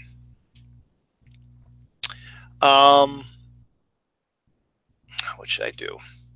I've got reviews, I've got silly stories, news stories. I got a lot of news stories. Let's see what time's at 10:55. Let's do some news stories real quick. Bips, and then I'll do a couple of reviews, and then we'll see where we are at that end. Oh, I forgot to tell you, July 1st is also the first day of the Gettysburg 3-day battle in the Civil War. So Gettysburg is only about an hour and a half away from here. So up there, they're having a huge full weekend party. It's huge. But one really interesting thing that you need to know for fans who like ghosts and stuff like that, if you've ever watched Ghost Adventures or Ghost Hunters, the ghost shows that have been fairly popular recently, people go to them and they've gone to Gettysburg before. Both of them have found excellent evidence of ghosts. And Ghost Adventures Gettysburg is one of my absolute favorite episodes of all time. It was the first episode I ever showed my daughter, who really, really liked it. They went to 3 locations and got really good proof of ghosts at all 3, particularly at the very end, where it was after midnight on July 1st when the war started, and Zach Bagans, who is one of the guys who hosts the show, he brought a toy gun and shot the noise to see if it would draw the attention of the ghosts after midnight on July 1st when it was the anniversary of Gettysburg. And as they're panning the FLIR, they don't see anything right away. But when they go back to review the film in slow motion, they see a figure, a soldier, walking way down the distance and disappearing into the brush. And there was nobody around. They didn't see anybody. And what would one person be doing out there in general? And it wasn't fully formed, so it was a spirit. And that gives me the chills. I got the chills right now thinking about it. Then Ghost Hunters, they did a show in Gettysburg also. And near the end, they had a camera set up on a path, one of the FLIRs, the heat cameras, and they saw a figure walking down this path. It was really cool. So there was some really cool sightings of Gettysburg. So we're hoping that next year's Snark Stock will be at Gettysburg and be in the fall, and we'll do a evening ghost hunt, and hopefully we'll find some evidence. But that's one aspect of it. But if you're interested in history, whatever, and you're nearby, go to Gettysburg. They've got wonderful battlefields. But it's a nice little town also. They got nice restaurants. They got a brewery, winery, distillery there now. They got shops, and they got historical landmarks, so historical battlefields. So it's going to be crowded this weekend because it's the anniversary of the actual battle, was July 1st, 2nd, and 3rd. So the big holiday was last year, I think, 61. Yeah, 1861. So it was like 155th or something like that. I don't remember. So, pretty cool. Let's see. Top Gun 2. I've never been a big fan of Top Gun itself, which is another unpopular opinion, but Top Gun 2 is a real thing now. It is officially on the schedule. Tom Cruise and Val Kilmer are officially coming back. It has a date, July 12th, 2019, and it's directed by Joseph Kosinski, who did Tom Cruise's Oblivion sci-fi movie. So if you want to see what was going on with Maverick and Iceman and all that, you'll be able to see where they are now. Let's see, 86, 96, 2006, 2016, 30, at this point, it'll be 33 years later. So we'll be. This is an interesting story. A pregnant woman in North Carolina runs over a man who was trying to steal her purse. So she's pregnant, 5 months pregnant. He's trying to break into her car and look through her purse. Actually, I think actually broke into her car and was looking through her purse. When she showed up, he freaked out and ran away. She ran to the car, got in the car, started the engine, drove it, and ran into him. And now they're both getting charged with crimes. Obviously, he's getting charged with breaking and entering and attempted robbery, and she's getting arrested for assault. So we'll see how that all plays out, but that's kind of an interesting story. The O Bagel up in New York, where else, has created a breakfast bagel the size of a car tire. It feeds between 15 and 30. I think they only make it for her people, groups of 15 or more. I don't think one person go up and say, I want one of your I want one of your O Bagels. I don't think they do that.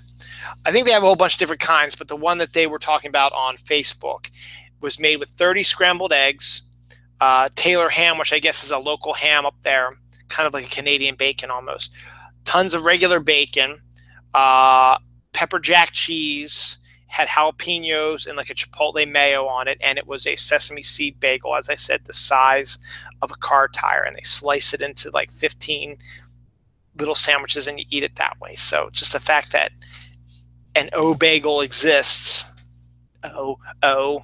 see my O Bagel face? That's Office Space joke if you don't get that. Look delicious, except for the jalapenos. Which I'm not a fan of. Ducks in Romania have been photographed hunting and eating smaller birds. Now, up to this point, ducks were never considered to be aggressive in that manner, attacking other birds that way and eating them. Well, they are in Romania, so more to come on that. And that's not an Onion article or any of those fake news sites, actual news. Getting back to the comics, another unpopular opinion, I hate the Joker.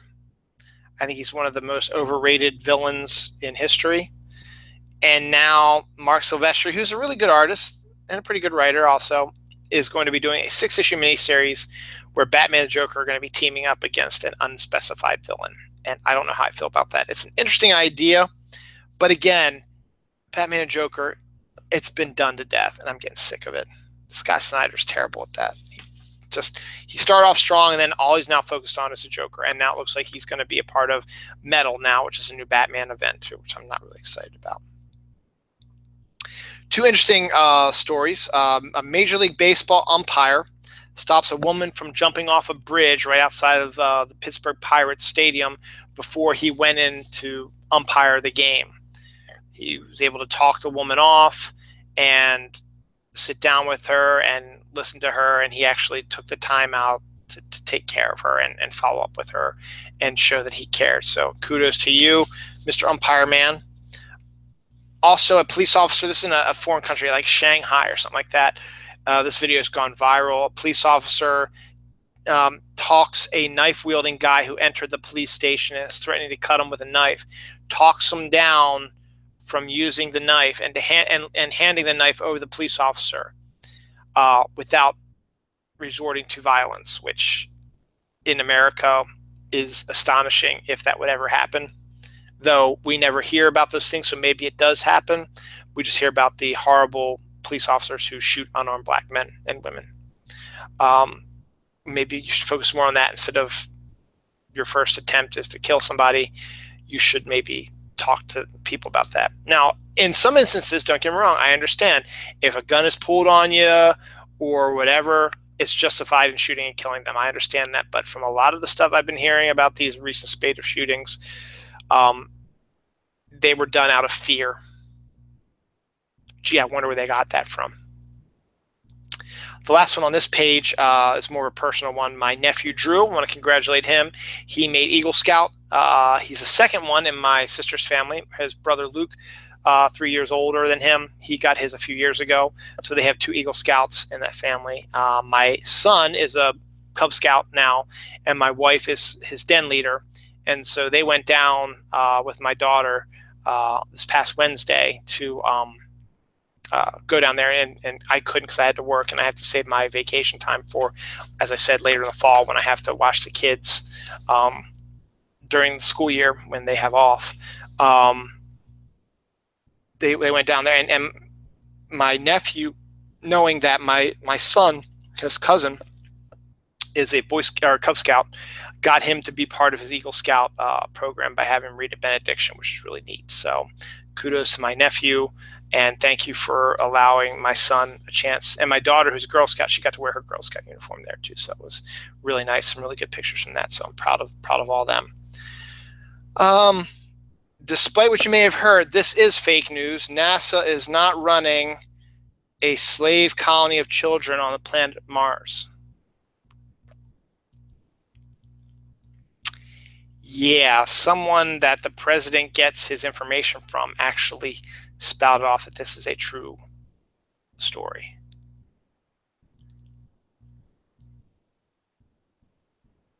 I need a drink.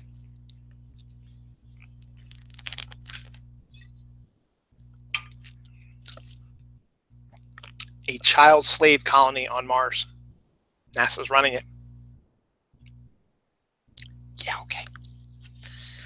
Speaking of which, why is the National Enquirer considered a threat? Our illustrious president is blackmailing two talk show hosts who pretty much, I don't really feel too bad for them, because leading up to the election last year, they were pro this president. And now that they've seen what he's doing, they have turned on him. But they were saying a lot of things about Hillary and the Democrats and other Republicans who are running for the presidency, because they wanted this guy to be president, and this guy became president, and then he turned on them, and so they turned on him. But now he's embroiled in this stupid war when he should be focusing on matters of state, because you're the fucking president of the United States, asshat. Don't be fucking around with these political people. You need to have a thicker skin than that, you shit weasel. Sorry about that. But he's using the National Enquirer as blackmail material, saying, if you don't apologize to me, I'm going to release a story I know about you to the National Enquirer. Last I saw, the National Enquirer is not a reputable newspaper. They've thrown their alliance to the president, and that's their right. But if you've ever read any of their freaking articles, none of them are true. They're all fake. They're all fake news. So whatever they have to say, people are going to look at it and go, oh well. Yeah, there's probably a bunch of people out there who believe that it's the truth.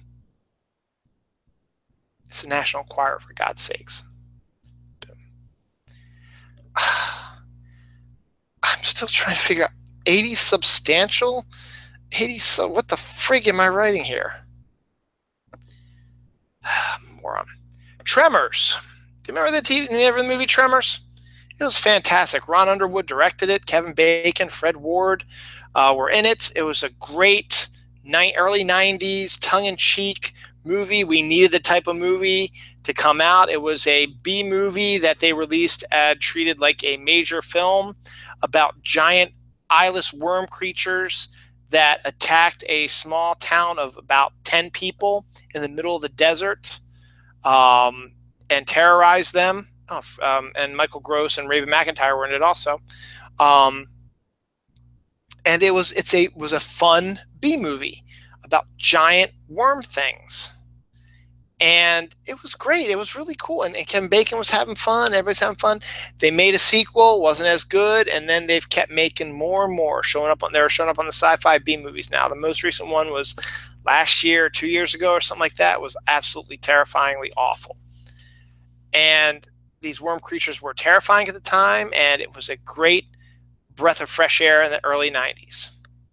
Well, now Kevin Bacon wants back into the Tremors world, but he's decided he doesn't want to do another movie. He wants to do a Tremors TV show. Could it work? Sure, I suppose. And you get Kevin Bacon back. Kevin Bacon's a big star, man. I mean, he's done some television before, and he kind of likes the groove now. I mean, he still does movies occasionally, but he kind of likes the groove of TV. So I can see that. And the fact that he's revisiting his old movie is pretty cool.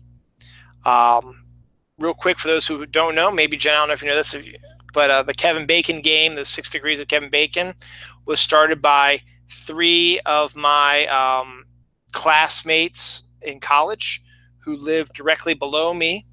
The year that they came up with it, they lived 1 floor below me in our dorm room, and I still to this day believe that my idea for the 6 Degrees of Kevin Bacon came out of my head and sunk into the basement and got into their heads, and they did it, and they became famous and got to do all this stuff. I still talk to Brian, who is one of the creators. He was a football player. Now he's actually a gaming exec, which is really cool. I'm glad for him, and he still remembers me and still talks to me. We weren't really friends, but we were in the same class. We had a class of 300 people, and our campus was self-contained.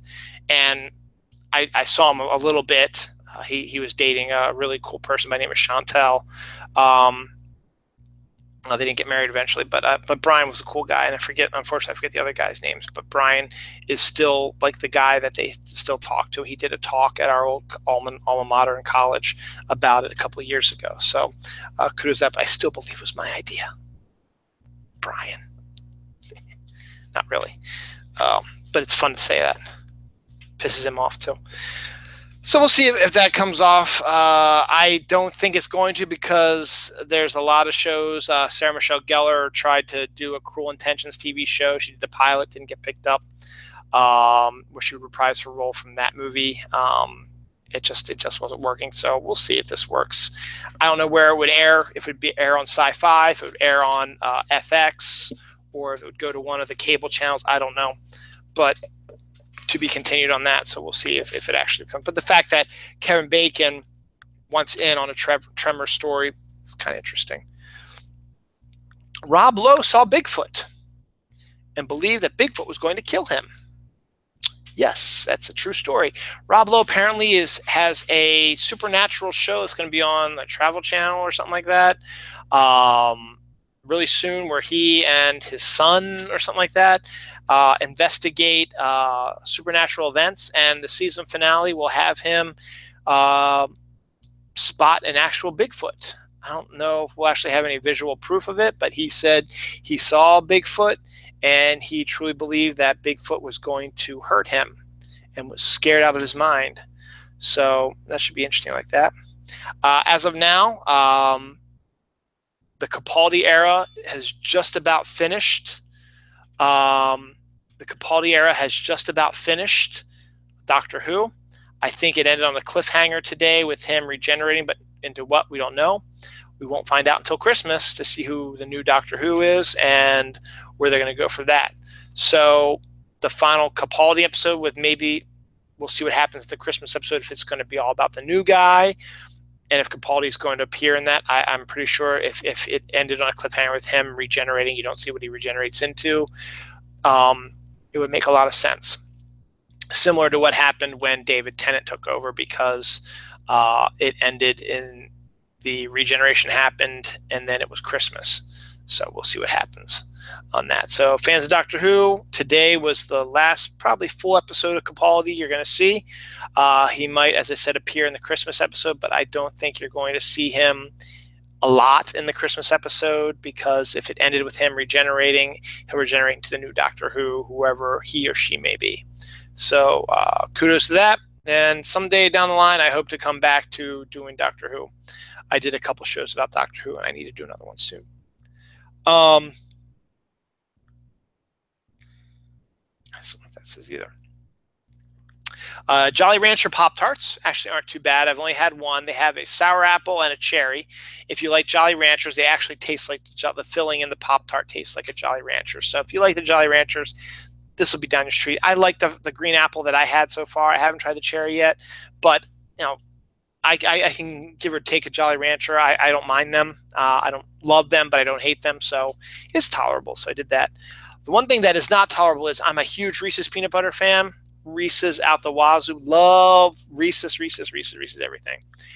Do not eat the honey nut Reese's peanut butter cup, the new limited edition that came out this summer. I didn't like it.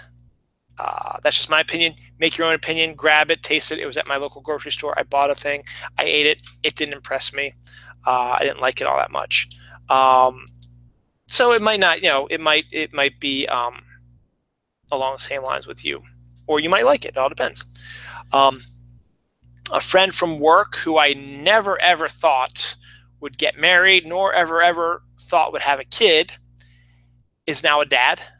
He and his fiance welcomed their son AJ today. I want to give him props. If you want to see what we used to do to him, I have another YouTube channel called the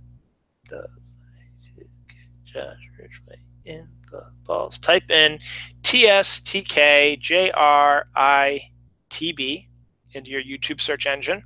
It should pop up pretty quickly.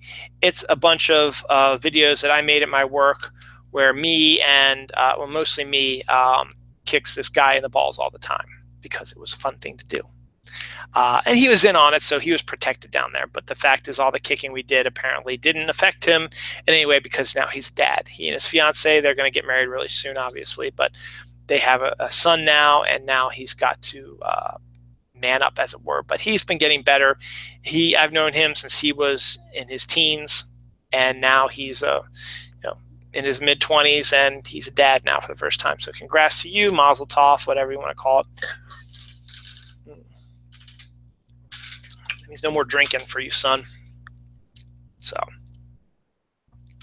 real quick, I want to end on a rude woman story, and then I get to 2 reviews, and I'm out of here. I was at the grocery store the other day, and I saw one of the rudest people I've ever seen in the grocery store.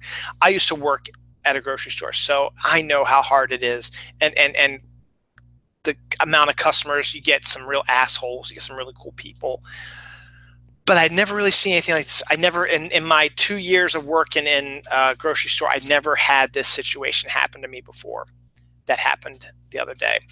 Now, it was a busy time. It was after work, so everybody was going in to get their food and stuff like that, and groceries. So the lines were pretty full. So I was waiting in line. I only had a few things on my plate, and I had already put the stuff on the belt, and it was moving down. I was the next person in line. Well, actually, no, I was still waiting. I was holding on to it. Then they opened up another lane, and they said, "Hey, you can go down, sir, if you want to be the first one." So I went down there to be the first one. They told me, came to me directly, said, "You can be the first one. Go ahead." So down there, I set up. The person came over and got into the computer, but the scanner for the credit cards was not working, and I didn't have any cash on me, and they couldn't run it off of their machine. So by that time, there were 3 or 4 people behind me. People had put their stuff on the belt and were waiting to get it over there. So these people had been moved from one line to the next. So then they moved us to the next lane over. Woman about 2 people back was like, "Are you fucking kidding me? I gotta fucking move us again. They just moved me from this other place. If I would have stayed in that line, I would have been out of here by now. What the fuck? Who's gonna help me with this bullshit?" And the manager came out. "All right, I'm sorry, you gotta handle it." "Fuck you," the person says to the manager at the grocery store. I was like, that's fucking rude as shit. "And who's gonna help me take this stuff off of the belt?" It was like 10 pieces. It's like, come on, bitch. I'm sorry, she was a bitch. You can do it your damn self, you're not helpless. "Oh my God, you had to move from one, you went from one to another to another. Oh my God, you got to start all over again. It's terrible. The end of the world is happening." Grow the fuck up, all right? And you don't have to be fucking rude to managers who are trying to help you. There's nothing they can do about it. The computer's down. What do you want them to do, huh? There is nothing they could do at that time, unless you want to stand around while they fold around with the computer, blah, blah, blah, or you could get your shit scanned and go. All right, just be fucking patient, for God's sakes, and try not to be rude, bastard. I've been on that side before. I know what it's like. I hate rude people, and there's no reason for it. Or is he having a bad day, whatever? I don't care. You still shouldn't throw your bad day into someone else's face who has nothing to do with it. It's not their fault the computer broke down. You don't have to tell them to fuck off or fuck you or whatever. That's rude as shit. Wish I would have said something, but I didn't because I'm too much of a pussy. Lazy, stupid bitch. "Oh, I need help to take all this stuff off." It was 10 pieces. Do it your damn self. God. Oh well. So I got about 10 minutes to review 2 things. I'll review one real quick because it's a comic book, and then I will do a little bit more in depth. And if I go a little bit over, I go a little bit over. There's a comic book that just came out this week. It's called Crosswind. One of my favorite writers, Gail Simone. She is writing it, and Kat Staggs is the artist. She's a really good artist as well. So you got a female team on it. And do you remember in the old days, like the Freaky Fridays and stuff like that, where during the 80s, there was like 3 movies about how a kid and adult would change bodies. Like the kid spirit would be in the adult and the adult spirit would be in the kid.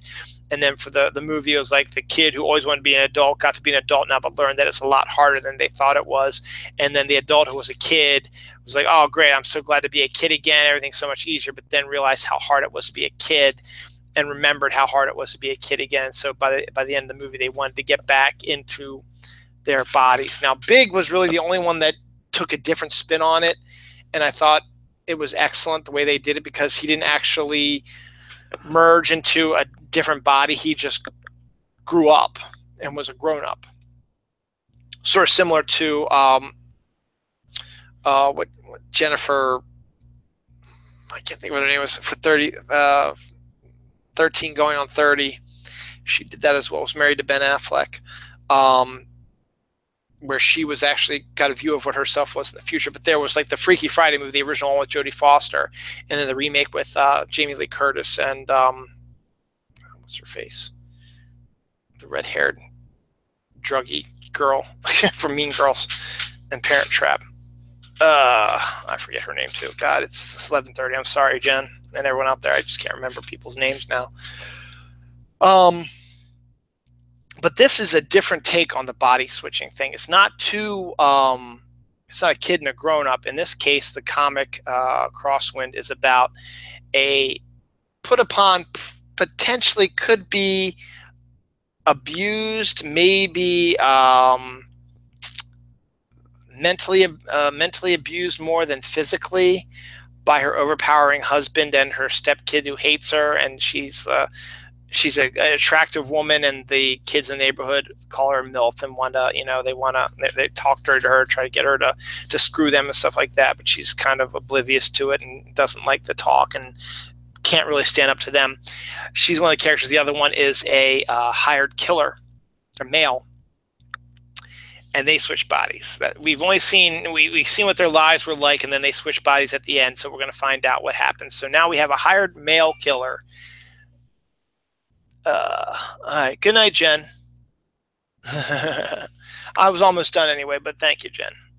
Watch the last half. I've got a really good book you need to check out called Ghosts, and also Crosswind. That's what I'm going to be talking about now. So come back and watch this again near the end, and just check out my review of Ghosts. I think you'll like it. But going on, so Crosswind. So you have the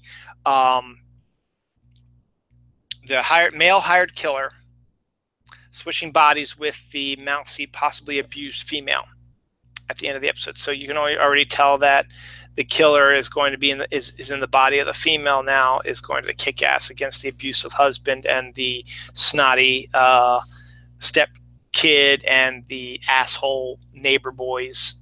And then the mousy woman is going to be in the body of a hitman who is going to come alive maybe in killing people, and they're going to learn some stuff. But it's a really neat idea, a different take on the body switching storyline, and I like the fact that it's a hitman and a mousy wife, and they're both grown-ups. So it's just, they're just different. They have different attitudes, and it should be really interesting to see that. The artwork is gorgeous by Kat Staggs, and Gail Simone is Gail Simone. She's a fantastic writer. So definitely check out Crosswind. The first issue just came out this past week. I showed it on my Comic Hall show.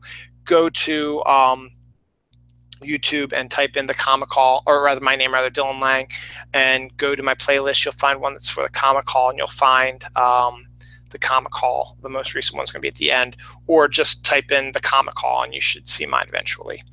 And you'll see what the artwork looks like and the story looks like. So that's definitely one to keep an eye out for, is Crosswind. So definitely do that. Finally, as I showed Jen before she left, the book Ghosts by Raina Telgemeier, who is one of my new favorite artist writers.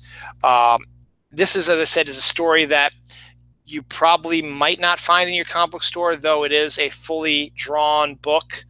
But this proves that you can tell a story in comic book format that doesn't have to be about superheroes. Instead, this is a great story called Ghosts. And the basic premise focuses on the teenager.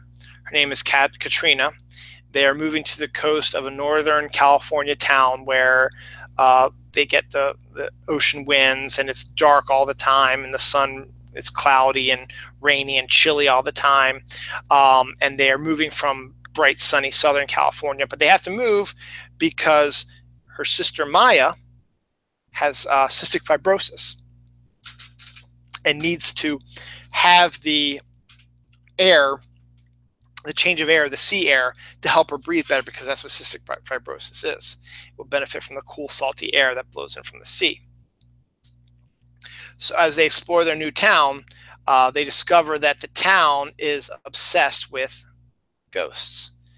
And the reason why they discover is, and this isn't really a spoiler because about halfway through you discover this, there is a portal between the living and the dead that is in this town. And instead of it being a horror story, it is a life-affirming story, because on the Day of the Dead, the Dia de los Muertos, which is November 1st, they have a big giant celebration and a big party where they all go to this portal, and all their ancestors who have passed have come out, and they have a big party. They can interact with the people. They're singing and dancing, and they get to, send letters and see their loved ones, stuff like that. There's a lot more to the story than that, but that's the basic premise of it. I can read this book over and over and over again and never be bored with it, because it is just that good. Now, Raina Telgemeier has made a lot of really good books. She's done 2 other autobiographical comics. One is called Smile, one is called Sisters. It's about her life with her braces in Smile, and then her relationship with her younger sister. Then Ghost is, kind of based a little bit on her life. She actually moved to a town similar to this one, though there weren't any ghost sightings, and her sister doesn't have cystic fibrosis. But but she uses this town that she moved to as the basis for the town where they moved to. And then she's done Drama, which is another great book about Drama Club, which I was a part of also. But this time it was about the group that's backstage. So go to your Barnes & Noble, go to the library, or you might look out and find your local comic store. Look for anything by Raina Telgemeier. She also does the adaptations of the Babysitters Club that are done in a comic book format as well. And definitely check out the story about that. But Ghost is just, I don't want to ruin it, but it is a phenomenal story and an amazing story, and one that needs to be told and brings to light about cystic fibrosis. Because to be honest, I didn't really know much about cystic fibrosis. I learned about cystic fibrosis here. It's a lung disease, which I wasn't really sure of. And we learned some of the cures for it, or some of the things they do to help manage it. And it's also a depressing story. And it starts off as kind of a depressing story because the youngest is afraid she's going to die. And she wants to meet the ghost so she can ask him questions about what it's like when you die, which just upsets her older sister. Obviously, I mean, she doesn't want her sister to die, but at the same time, she's afraid of the ghost as well. So there's a whole lot to it, and there's a romance in it, and there's just beautiful artwork, beautiful story, wonderful characters. It's nothing bad at all. It's an all ages book. And it's a really nice story, very well done. And all of Raina's stuff is fantastic. There's a list of some of it. There's Smile, Sisters, and Drama, were the main ones. And then, of course, the Babysitters Club books she's done as well. But I have to give props to Raina. And she has gotten to the point where whatever book she does from this point on, I am going to buy, and I'm going to love it. So I am looking forward to her next one. And it's just a sweet story, wonderful story, beautiful artwork. Highly recommended. Ghost is my favorite. But as I said, Drama, Smile, and Sisters are also all very good as well. My daughter is presently leading the Babysitters Club books, and she likes those as well. So, as I said, go to any of your local Barnes & Noble. Amazon will probably have them also. Your local comic book store might have it as well. And it's a scholastic book also. So if your kids are in elementary school, they usually have book drives or whatever during the year. There's 2 during the year at my daughter's school. Those books will probably be in them as well, so you can order them there too as well. Just if your kids get it, or you see it in the bookstore and you're looking for something interesting, get it for your kids. They'll enjoy it, and then you'll enjoy it. Read it after them, read it to them, whatever. They'll enjoy it. It is a emotional story. It is a wonderful story. It is one I can read over and over and over again, and I've read it about 5 times already, and I can read it in one sitting, usually in an hour, so I can finish it up. But beautiful artwork, wonderful characters, beautiful storyline. Let me see if I can get a good view of the town. There you go. This is just sweeping view. Gorgeous. So this is more proof of what comic books can do. So on that note, I think I'm done for the day.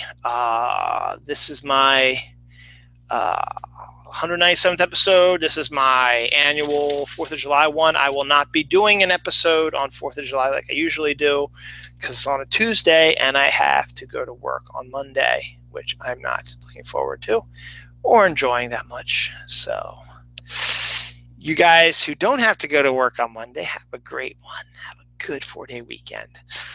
Those of us who have to, suck it up, Buttercup. We got one more day off, and then we got to go to work, and then we get another day off. So, yeah, it doesn't make any sense to me either. Oh, well. Happy 4th of July. Happy Canada Day.